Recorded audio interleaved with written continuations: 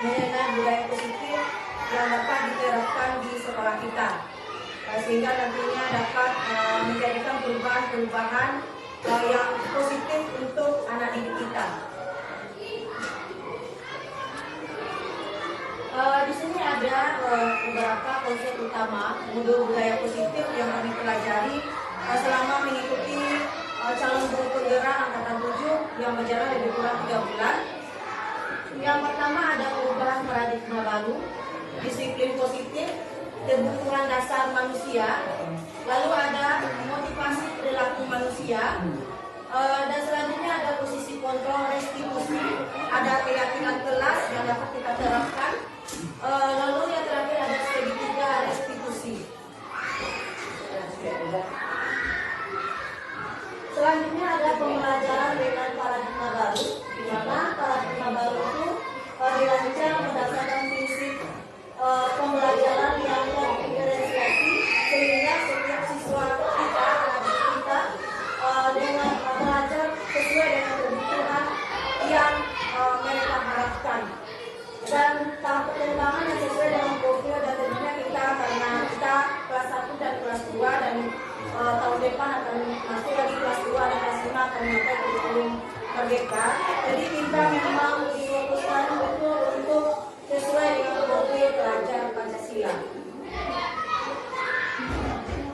Selanjutnya ada disiplin positif, di mana di disiplin positif ini dalam budaya kita, di mana disiplin dimaknai sebagai suatu yang dilakukan seorang kepada orang lain, dan mendapatkan kepatuhan kita cenderung menghubungkan kata disiplin dengan ketidaknyamanan, karena didisiplinkan bukan timbul dari dirinya masing-masing.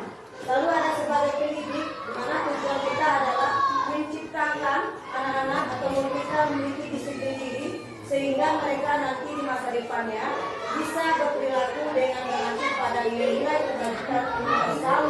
Pada nilai kebajikan universal ini, mereka nantinya dapat memiliki motivasi intrinsik, bukan eksplisit, namun dari dalam dirinya, bukan dari luar.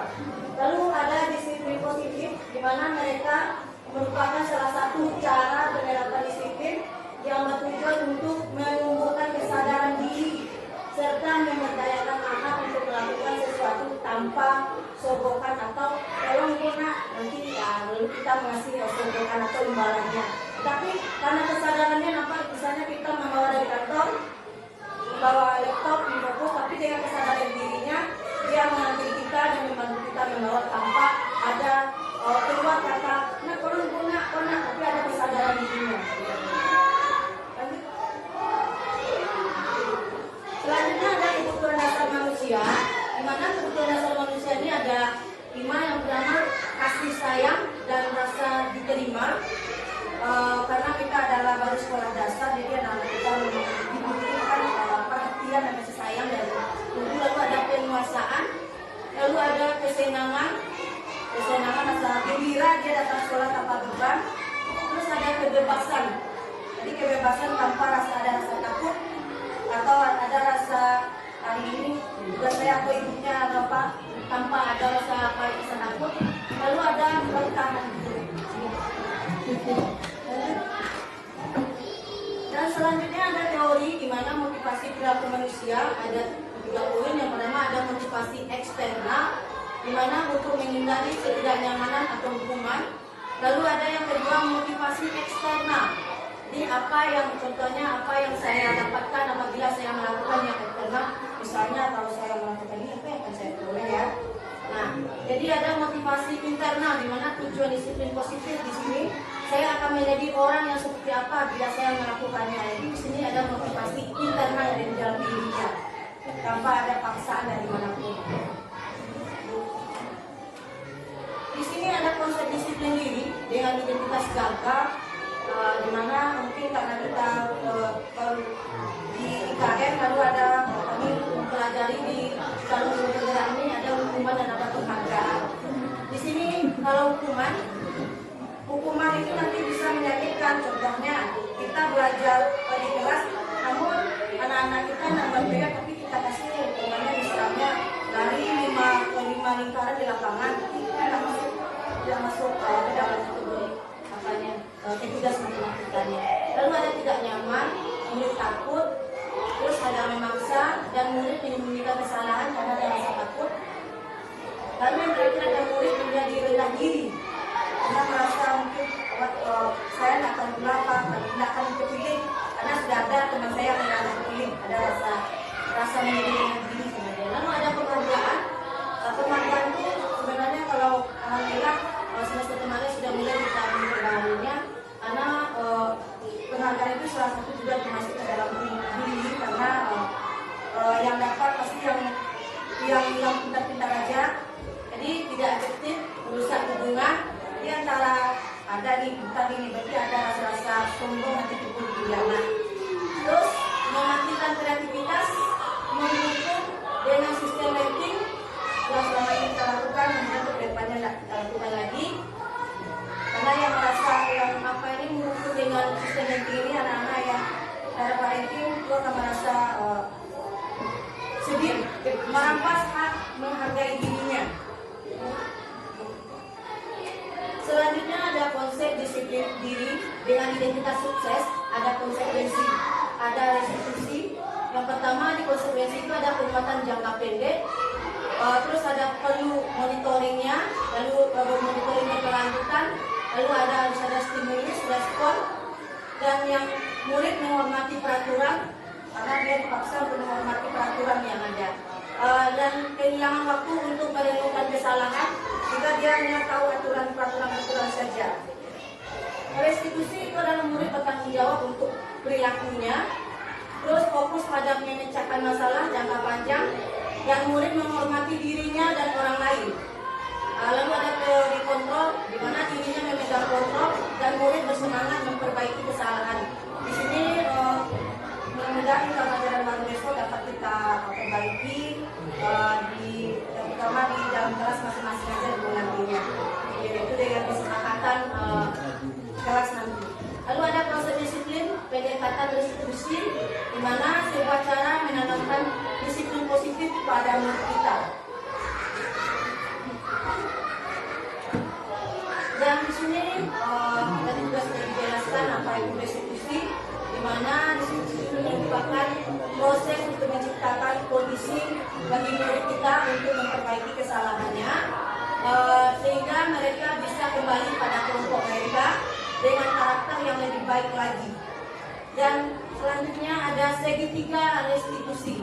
Di sini ada segitiga restitusi, di mana nantinya kita dapat menanyakan atau menyelesaikan permasalahan yang dilakukan oleh anak didik kita. Seperti yang di kelas 2 waktu itu di semester 1 ada permasalahan kelas 2 main ikat pinggang. Nah itu juga kami jadikan sebagai kasus waktu itu. Jadi kami waktu itu baru siap mempelajari ini, lalu kami praktekkanlah di permasalahan itu. Yang kami praktekkan adalah menanyakan kepada anak didik tentang perilaku yang dilakukannya, apakah itu sudah baik menurutnya, dan apakah dampaknya terhadap temannya, dan lalu bagaimana nanti kalau seandainya perilakunya itu menjadikan atau ada dampak negatifnya pada temannya. Nah, jadi dengan pertanyaan-pertanyaan yang memberikan kesadaran kepada anak, jadi anak-anak tersebut dapat nantinya tidak mengulangi kesalahan tersebut kembali. Lalu ada di sini ciri-ciri restitusi, di mana ada bukan untuk menembus kesalahan, namun untuk belajar dari kesalahannya. Jadi kita di sini mudah-mudahan dapat juga kita terapkan. Jadi untuk kesalahan-kesalahan yang dilakukan anak-anak kita, kalau kita gunakan restitusi ini, jadi anak-anak itu belajar dari kesalahan, jadi tidak akan mengulangi kesalahannya lagi. Lalu ada memperbaiki hubungan, contohnya dengan temannya, misalnya bertengkar atau tadi dijelaskan sama Bukti botol minum atau pensilnya nih dipinjam pensil teman lalu patah. Nah, dengan memperbaiki hubungannya, kalau otomatis secara tidak langsung kita sudah memberikan tanggung jawab, mengatakan dengan tanggung jawab pada anak-anak kita. Nah, kalau dia bertanggung jawab, pensil yang patah tadi dia akan timbul dari dirinya, minta maaf sama temannya, lalu apa yang akan dia lakukan, misalnya mengganti pensilnya. Nah, lanjut ada tawaran, ada contoh di sini ada perbedaan contoh kasus siswa sering tidak mengerjakan PR. Nah, ada hukuman, ada konsekuensi, ada restitusi. Nah, hukuman mungkin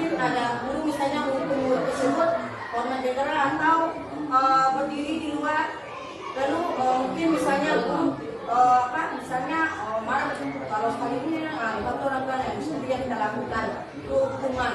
Nah, kalau konsekuensi, guru memberikan konsekuensi untuk mengerjakan PR-nya. Misalnya, nanti kalau kamu mengajar PR sesuai dengan konsekuensi yang ada, kesepakatan kita yang ada, kamu nantinya gimana? Oh iya bu, ya sadar diri. Oh iya bu, berarti saya nanti telah pulang, saya harus mengerjakan PR-nya saya dulu. Tanpa harus kita apakan. Terus ada guru bebas dan siswa menghormati peraturan. Lalu ada restitusi, guru menanyakan keyakinan kelas atau dirinya dan membantu siswa menyelesaikan masalahnya. Nah, jadi restitusi ini dapat kita terapkan. Contohnya, kita tanyakan, makanya ini sengaja sudah saya buka. Biasanya saya membuat di sini tata tertib kelas. Nah, jadi untuk tahun ajaran yang nanti bisa kita ganti tata tertib kelas itu menjadi kesepakatan kelas atau keyakinan kelas.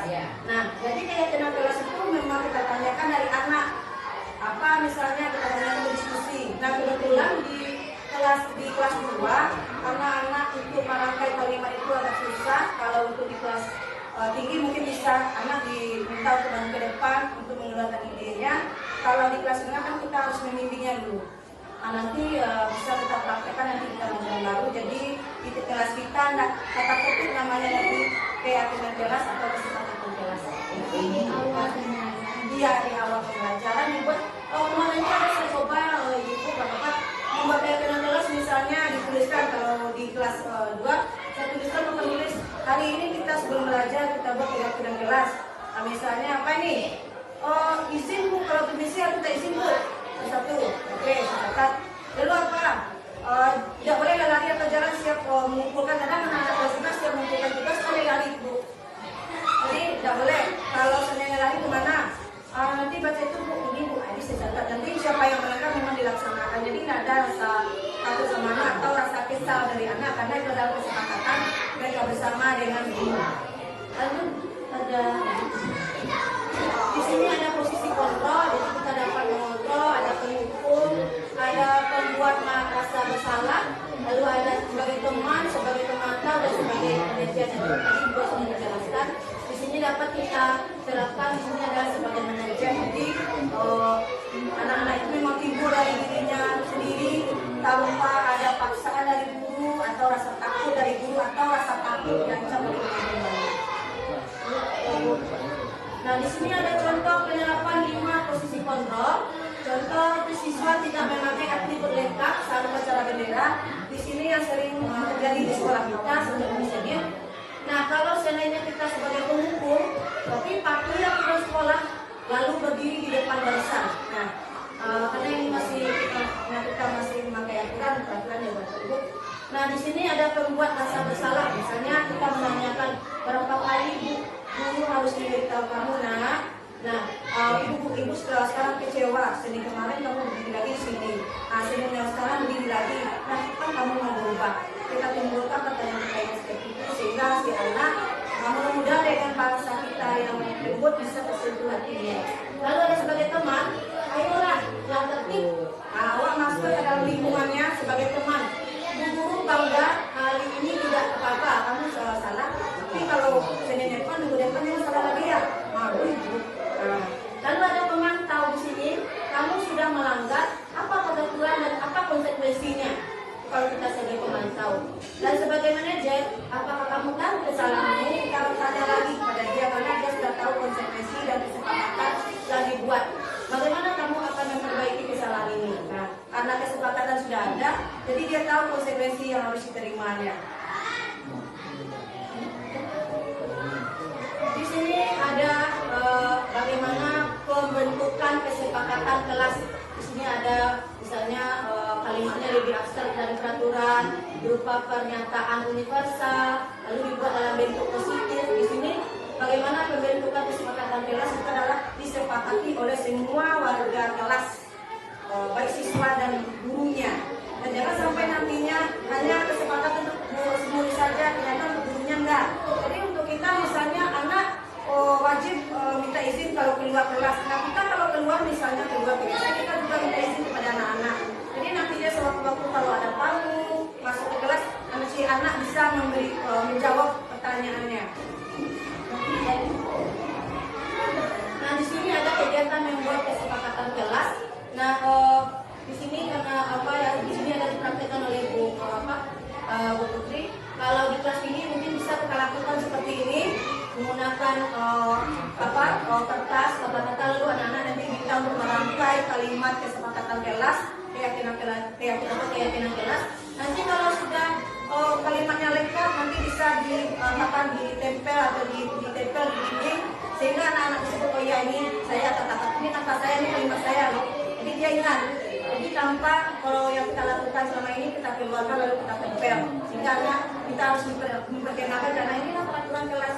Nah, untuk kedepannya nanti mungkin bisa kita bekerja sama dengan anak, kita tanyakan. Nah, untuk kelas tinggi mungkin bisa kita laksanakan seperti ini, dan untuk kelas rendah harus kita bimbing dulu untuk merangkai kalimatnya. Terima kasih Bapak Ibu atas waktunya mendengarkan sosialisasi kami tentang budaya positif, aksi nyata untuk di program calon guru penggerak kata terjun. Bapak Ibu kalau ada pertanyaan silakan atau masukan. Ini ya. Oke. Terima kasih waktunya.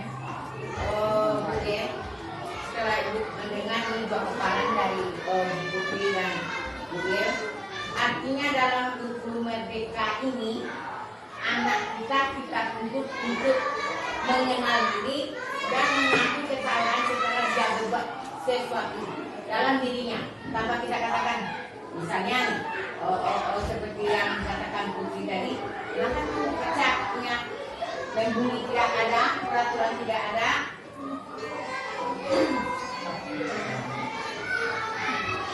Terus